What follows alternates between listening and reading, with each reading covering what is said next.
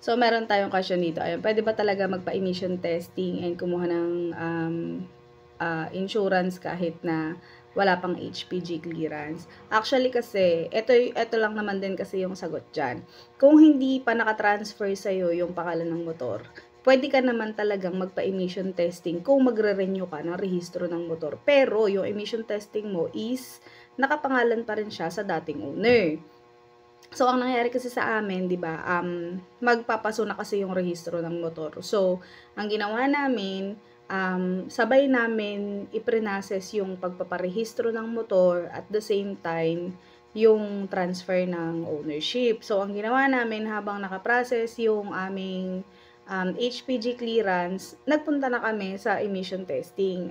Tinanong din naman kasi namin yan doon sa mismong kasi 'di ba meron namang information doon sa mismong LTO. Ayan, kasi yung LTO tsaka HPG magkalapit lang. So, ayan, so nagtanong kami doon kung pwede na ba kaming magpa-emission testing kasi nga ididiretso rehistro na nga namin yung motor. So, ang nangyari doon, sabi nila okay lang naman. And then nung nandun kami sa may emission testing, ang ginawa nila is yung details ng motor na ginamit doon sa may mismong papel ng emission testing is doon sa may dating nakapangalan pa din. So, ibig sabihin nun, kahit na nakaprocess pa lang yung HPG clearance mo, pwede mo siyang ipa-emission testing, pero yung gagamitin na details nga doon is yung sa may dating rehistro pa.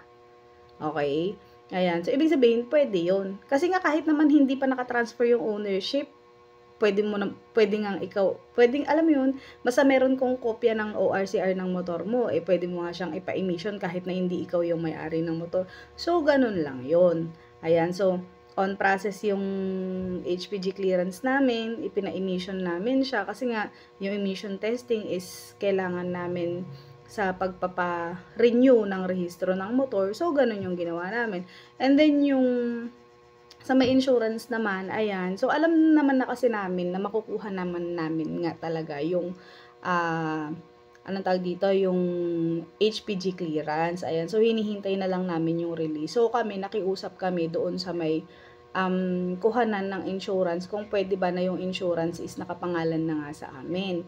And then, ayun, nung nakakuha na kami ng clearance, tapos, ayun na, kompleto na yung requirements namin. Meron na din kami yung emission, ganyan. Tapos meron na rin kaming clearance. So, pagpunta namin sa LTO para iparehistro yung motor, so, diretso, na rin yun, diretso, process na rin kami ng transfer ng ownership. So, ganun yung nangyari. Ayan. So, again, uulitin ko, kung hindi pa nakatransfer yung, ownership or yung pangalan ng bagong may-ari sa motor, kapag nagpa-emission testing kayo, ang gagamitin na details doon is kung sino yung existing na nakarehistro. Ayan. So, may emission testing naman siya kasi gagamitin nyo nga siya for registration ng motor. So, ganun siya. So, no hate. Ayan, just my experience. Ayan, sinashare ko lang kung ano yung experience ko regarding dyan sa pagta-transfer ng ownership and pagpaparehistro ng motor. So, yun lang.